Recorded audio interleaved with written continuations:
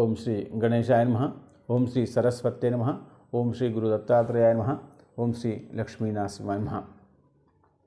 ప్రతిరోజు ప్రకారంగా ఈరోజు మనం పంచాంగం తెలుసుకునే ప్రయత్నం చేద్దాం.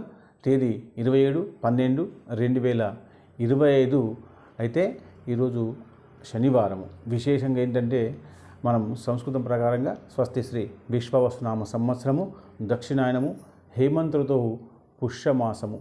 ఈరోజు బ్రాహ్మీ ముహూర్తము తెల్లవారి 5:13 నుండి ఉదయం 5:57 ఉంటుంది. ఆ తర్వాత సూర్యోదయము ఉదయం 6:30 సూర్యాస్తమయము సాయంత్రం 5:33 తిథి శుక్ల సప్తమి ఉదయం 9:01 వరకు ఉంది. దాని తర్వాత మీకు అష్టమి వస్తుంది. దాని తర్వాత నక్షత్రము ఉత్తరాభాద్ర నక్షత్రము తెల్లవారి 5:41 దాని తర్వాత రేవతి వస్తుంది. ఆ తర్వాత యోగము, ఈ యోగము వ్యతిపాద యోగము రాత్రి 12 గంటల వరకు ఉంటుంది. దాని తర్వాత వర్యాన్ యోగం వస్తుంది. దాని తర్వాత కరణము, ఈ కరణము వణిజీకరణము, ఇది ఉదయం 10:58 ఉంటుంది.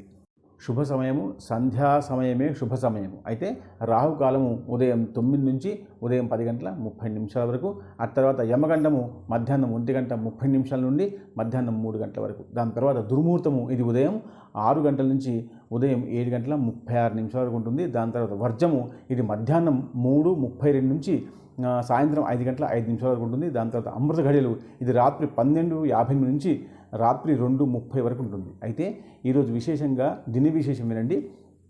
అందరికి కూడా శని బాధలు, శత్రు బాధలు చాలా ఉన్నాయి కాబట్టి ఈరోజు సాయంత్రం పూట నవగ్రహాల దగ్గరికి వెళ్ళి నవగ్రహాల దగ్గర గుప్పెడు నవధాన్యాలు కలుపుకొని అందరి ముందర పెట్టి 9 ప్రదక్షిణాలు వేసి ఆవు నెయ్యి దీపం పెట్టి 9 నిమిషాలు కూర్చొని రండి. ఖచ్చితంగా శని బాధలు, గ్రహపీడ బాధలు అన్నీ పోతాయి. శుభం.